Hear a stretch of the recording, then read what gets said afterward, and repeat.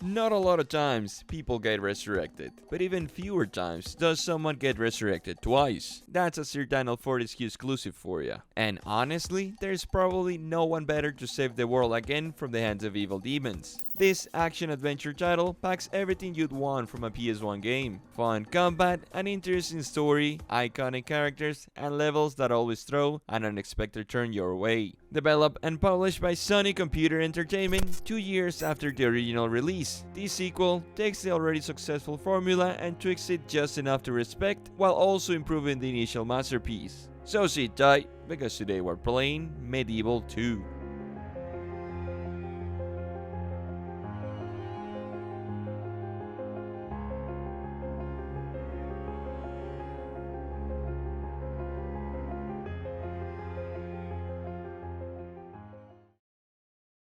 Again, one of my favorite games of all time. I never personally owned it, but every time I went to my cousin's house, this was the game we played. It is a really solid sequel to what we covered last year. Some people think it doesn't improve much or that it's nothing special, but I completely disagree. The story takes place 500 years after the events of the first game. Sir Daniel gets resurrected once again, this time inside a museum in London, under the very same conditions as before. Someone trying to control the undead unknowingly brings back the one skeleton who's guaranteed to ruin their plans. This time around, our antagonist is Lord Palthorn, a Red Devil sorcerer who's clearly trying to follow in the footsteps of Sarak, the sorcerer we already defeated in the first game. Dan wakes up like, not again? What did you guys do now? He's greeted by Winston the Ghost, this Casper with a London accent, who catches up on what's been going on. Great hero of Galamir reduced to a dusty relic at the back of the old museum. Winston also serves as both our save point and our guide throughout the game. He tells us to grab a weapon and get ready, So find yourself a weapon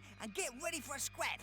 because everything in this museum has come back to life. And off we go. The game starts immediately. Not especially different from any other action-adventure game, but I love it. And we can use our own arm as a weapon in the case of an emergency. We eventually come across Dan's old sword, and now we're properly armed. With X we swing, a square does a special attack depending on the weapon, circle let us jump, and triangle is a dodge, or a dash if you're moving. Also, why is this arm following me? As we make our way through the museum, all the mummies come back to life, and they're not friendly. One really cool detail is that many enemies physically lose parts as you damage them, which fits perfectly for a game about the undead, you know? Another point in favor is the very fun combat. Throughout the whole game, enemies of all kinds will show up, and the way to defeat them will not be the same, forcing you to think on the spot to find the right attack, moment, or weapon. And there are pistols now. Even better, the game lets you have two weapons pre-selected at the time, so you don't have to pause and dig through the menu. Switching is instant with L1 and square. I usually run one melee weapon and one long range option. While we're clearing the museum, this one dinosaur keeps running our day,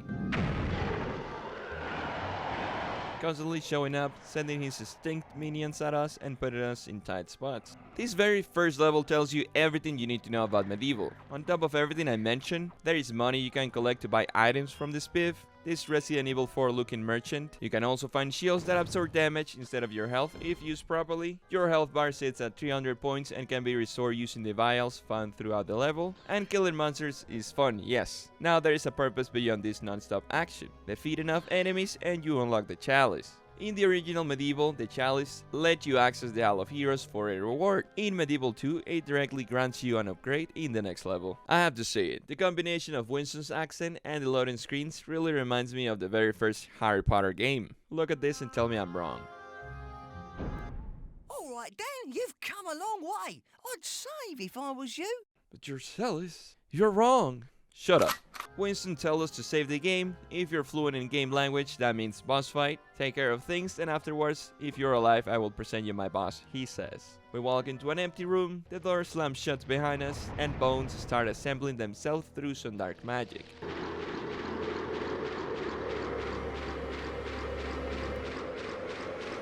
Turns out, it's the dinosaur again, now fully revealed as the first boss of the game, and he wants Dan's bones. One thing MediEvil does really well is the boss design. You rarely win by brute force. Most encounters require you to figure out a weak spot. In this case, nothing hurts the undead dinosaur until he calls for reinforcements. That's when he exposes his spine. We climb up his tail, make our way to the back of his head, and there it is, his brain.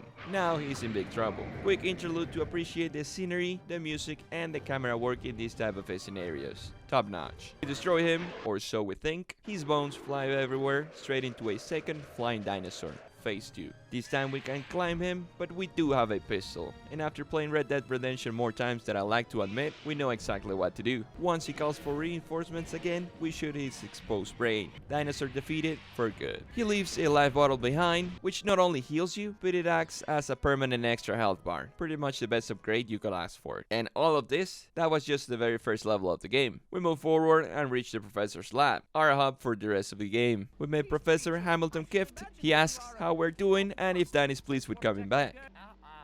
The professor explains that someone has obtained Zarak's spellbook. Saying Zarak to Dan is like saying Voldemort to Harry. And he tasks us with collecting magical artifacts and assessing the situation across London so we can eventually take the fight to Lord Powthorne. This is also where we collect our chalice rewards and select the next level using the projector. Why are those ants still following me? Next up, Kensington, the site of the initial explosion that brought the dead back to life. Once we set foot in Kensington, it becomes immediately clear how bad things are. Undead sorcerers have come back to life, and in turn they are raising even more undead. It's up to us and Dan to put them to sleep indefinitely. One thing I really appreciate is how MediEvil 2 handles its level design. It's far more straightforward than the first game. It may feel like we're getting less content, but in reality we're getting more relevant stuff. Here we meet for the first time Lord Powthorne's right-hand man, a dog and a grasshopper. Very fancy ones, mind you. It seems they were trying to sneak into a tomb, fail, and then escape in a spaceship. Naturally, our curiosity gets the best of us and we decide to find out if we can do what they could not. Inside this tomb we encounter several Anubis-like dogs. Extremely strong, but very weak to fire. A couple of puzzles along the way eventually reveal the answer the henchmen were searching for. The revitalized mummy, Kiya.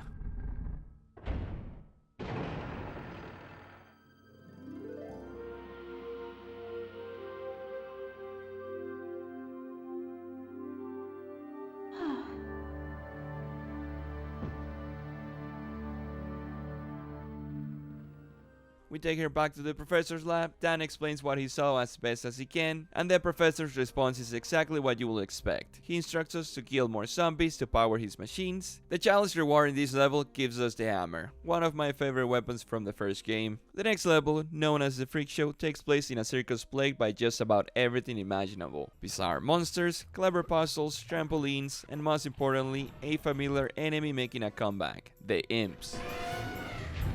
With the help of robots, they once again act as pseudo-boss fights, several times throughout the level, and honestly they are extremely fun. The level ends with an optional minigame, Whack-a-Mole, or more accurately, Whack-a-Imp. It actually requires some skill and rewards you with some chicken drumsticks. At this point, thanks to our investigation and the professor's deductions, we already know who's behind the resurrection spells. From here on out, all our actions are fully devoted to stopping whatever Lord Powthorne is trying to accomplish. Our next destination is an observatory where we quickly notice something strange. Birds, specifically eagles, that are oddly fond of Sir Dan's skull. No explanation is given to this, but these flying beasts are completely fixated on it. While we may already be dead, losing our head is still a problem, and now we have to recover it. This introduces one of the game's most memorable mechanics, separating Dan's body parts. From this point on, many puzzles revolve around this idea. The head gathers information with its eyes, and the body executes what needs to be done. It's a genuinely smart addition that builds naturally and makes perfect sense within MediEvil's world. Since we're clearly getting closer to the villains, they decide they have enough of us. We run into them again through sheer insolence. And the Red Devil himself leaves his assistants behind to deal with Dan, clearly underestimating him. This is not an easy fight. The dog acts as a shield while the grasshopper attacks from a distance, and both deal heavy damage. Dodging becomes essential here, but with smart use of the hammer and pistol, they are eventually put down. From here, our mission is clear: stop Powthorne. We don't know exactly where he is, so we follow the leads provided by Winston. One of them takes us to the Pumpkin Gardens, where nearly every plant poses a threat. Saving the humans trapped in the patch while surviving mutant vegetables becomes our main objective. Once we're back at the lab, the professor fills us in on Powthorne's next move. He is building a giant monster. Naturally, the professor's solution is simple: build our own. He sends us to a secluded area in the laboratory to find the necessary parts: 2 legs, 2 arms, a torso and hips. This task is anything but easy. Each body part puts up a fight and we're on a strict timer the entire time. It's a great touch that the game turned the main hub itself into an actual level. With every body part collected, only one thing remains missing, the head. Unfortunately, it slips out of the professor's hands and ends up damaged. So what do we do now? I'll give you 3 seconds to come up with an answer. Hint: the name of the level is Tankstein. No questions asked, our head takes control of the monster. Fast forward, and Pelthorn presents us with something completely unexpected. A boxing match. Yes, an actual boxing fight between us and his champion, the Iron Slugger. Who would have thought that a game like MediEvil 2 will showcase the noble art of boxing? Not only it's an incredibly funny idea, but it's greatly executed. The music, the camera work with multiple angles, the time rounds, they even redesigned the controls specifically for this sequence. The fight itself though is brutally difficult. You are at a massive disadvantage from the start. Pelthorn's robot is stronger, faster, and can dismember you with enough damage. The real game changer comes between rounds. While you're sitting in the corner resting, Dan's body can scavenge missing body parts from imps, allowing you to start the next round with a restored health bar. Cheating? Absolutely. After 4 or 5 rounds of duking it out, we finally defeat Pelthorn's prize champion. Needless to say, he's not happy. Back at the lab, the professor proudly remarks, Well, we won that round quite literally, didn't we? The professor then identifies 2 separate disturbances where Pelthorn could be operating. Both need an investigation, of course. That's when Kiya offers her help, volunteering to go where Dan cannot. Dan immediately objects, but she insists. One thing to mention that I just realized while making the video, all of these Pelthorn's appearances prior to our entry on the level usually mean he already found the book page he was looking for in the place. The pages are never shown, but mildly implied, which is why it is easy to miss. Pelthorn discusses the fortitude of Fortesque with his allies and calls for reinforcement. Pelthorn, is the time right for my glorious arrival? Oh, yes. The timing is just perfect. They were stationed at the very same place we're headed next, Wolfram Hall. A place overrun with vampires, and this is where we finally find out why those hands have been following us everywhere. Winston suggests we try placing Dan's head on them, allowing us to sneak into places where our full bodies simply can't fit. Controlling Dan's head with these hands let us infiltrate the building, play a deadly game of Tom and Jerry with the Hunchback of Notre Dame, grab the key and reunite with our bodies so we can finally storm the place up. Once inside and after clearing out every enemy in sight, Winston gives us an important warning. Vampires rest here and they are immortal, so if we want to deal with them, we'll have to get creative. Thankfully, we played enough games and watched enough movies to know the answer already. In this case, the vampires sleep inside coffins, and their weakness is the sunlight. This leads to some Excel puzzle scenarios where we physically push coffins across the rooms, clear windows blocking the sun, or create massive beams of natural light capable of ending any Edward Cullen on sight. But of course, things are not over yet. There is a superior vampire expecting us, armored, flying, and packed with abilities of all kinds. The Count. Once again, we can damage this boss directly. Conveniently enough, the arena contains 4 mirrors. Aligning them properly allows us to reflect his own energy beams back at him. Sounds simple, except that avoiding him during the entire setup is a nightmare. Once he's damaged enough, he sheds his armor and goes absolutely feral. He stops fire beams, but sunlight manages to sneak into the room. By redirecting that light with the mirrors towards the chandelier in the center, we create a concentrated beam of sunlight that finally ends him.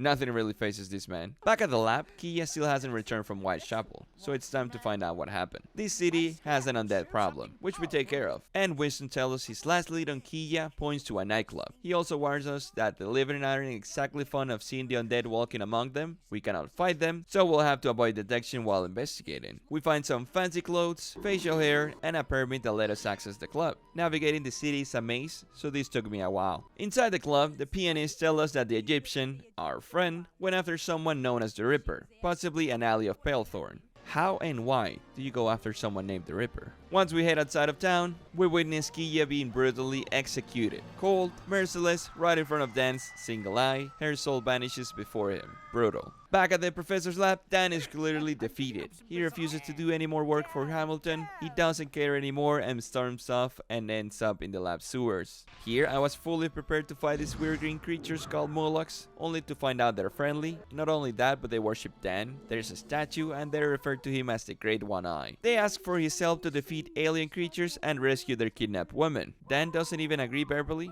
he just does it anyway and saves the day. Our reward: a chalice, some money, and a very curious poster. Back at the lab again, Dan confronts the professor about the poster depicting a time machine. Hamilton Gift deflects, claiming it was a failed early experiment now sitting in the museum, impossible to activate. Before he can finish explaining, Dan is already gone. Man is on a mission. We return to the museum, familiar place, completely different objectives. Dan is heartbroken and everything in his way gets destroyed. The goal: find the time machine and recover its missing parts, is scattered across the museum. Many lag behind puzzles that include parkour sections using only Dan's head, a memory game on steroids, 10 rounds by the way, and a bizarre alien puzzle where we bait enemies into shooting their own space rocket. Once all the parts are collected, Dan somehow gets the time machine working. Why we can and the professor could not, never explained. The power of friendship, love, who knows. The point is, we travel back to right before Kiya was murdered. And if you're wondering why we have this mask, long story short, we had to steal something from the Molochs to get the machine fully working. Dan arrives just in time for a boss fight. The Reaper is brutal, but not only that, protecting Kiya is also part of the fight. He is immune to most attacks, the only moment we can damage him is when he tries to kill her. This turns the battle into an endurance test, dodging non-stop, healing Kiya with our own vitality, and using her as a bait during the brief time we can hit her. A tough, but a well-fought boss fight. Once defeated, the Reaper begs for mercy, and that's not Dan's specialty. His soul becomes a chalice, and present-day Dan shows up late, just like the original timeline. They shake hands and emerge into Super Dan? I'm not a time travel expert, but this definitely breaks several rules. Back at the lab, the chalice transforms into a Gatling gun. Yes, a Gatling gun. Our next destination, Cathedral Spires, where Winston believes the final page of Sarok's book is hidden. Better we find it before Palethorn. This level feels like the final stand. Platforming hell, deadly enemies, acid, gargoyles, everything is stacked against us. Winston explains the cathedral is charged with demonic energy from imprisoned souls. If we free them, we might stand a chance. Against what? Not sure yet. This place is pure chaos, but the Gatling gun turns that into Rambo. In case you were wondering, you're zealous. What were the chicken drumsticks for? Well, here's your answer. It's an enchanted item from a witch in the first game that if you throw it at a minion, he converts into a literal roast chicken that will heal you. Only works with specific enemies, so good things I save it all the way to the end. After freeing the 12 lost souls, we hunt down the final page, hidden behind some genuinely tough puzzles involving rotating cogs and mechanical rooms. Eventually, we reach the heart of the cathedral. A massive demon is attacked by the freed souls, giving us a chance to grab the final page. The entire structure begins collapsing and we have 60 seconds to escape. I barely made it, as you can see. We see Winston, who's happy that we made it out of the wreckage, and tell us to stack up in provisions, since this might be the last time we get a chance for that. Translation: incoming endgame. We take a step forward and there it is, Palethorn. He takes the final page from us, revealing he relied on Dan to do the hard work. I'll take that, thank you. You never give up, do you, Dan? I knew you'd find the last page of Zarek's spellbook for me. You should have joined me. We would have made a great team. He acknowledges Dan's strengths and offers a partnership. Dan responds, I'll never join you. and that starts round 2 with the dog and the grasshopper. This time it shows how vengeful they became because they went quite aggressive. The fight didn't go any different, but they did put up a fight. At the end, it doesn't even matter. They were defeated.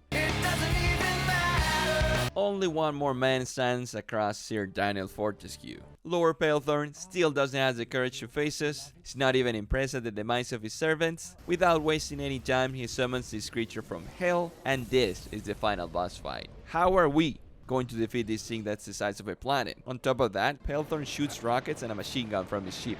Dan is not respected enough for his exploits. The Blue Demon has a pattern of attacks that in the midst of the chaos it's hard to read. He punches the ground with one hand and sweeps it in one direction, does the opposite with the other hand, and if you run to the first place of impact, you are safe. his second attack is his fire breath, which he drops in the middle of the battle, and you're going to have to jump towards the middle to avoid it. On top of that, Pelthorn shows up to put more nails to the coffin. What he doesn't know is that he is also the key to beating this final level. As the ship approaches, enough damage will trigger Pelthorn to lose control and shoot the blue demon, which in confusion will damage Pelthorn. The repetition of these actions and perseverance is what you need to come triumphant in this final stand, and it takes a lot. Believe me, it was not easy. I even ran out of Gatling gun ammo. I had to start throwing axes towards the end, but it was done.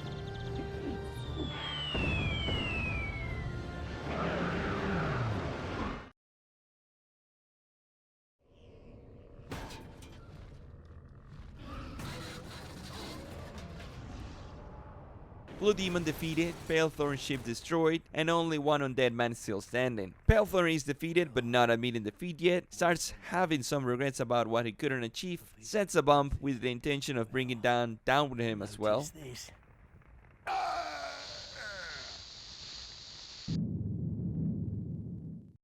But our hero is more than prepared. He makes it out alive one more time, the professor and Kiya are alive as well, and they start exiting the wreckage. They come across the time machine in good state, Dan, having saved London and the day multiple times, starts saying his goodbyes and takes Kiya for some time traveling.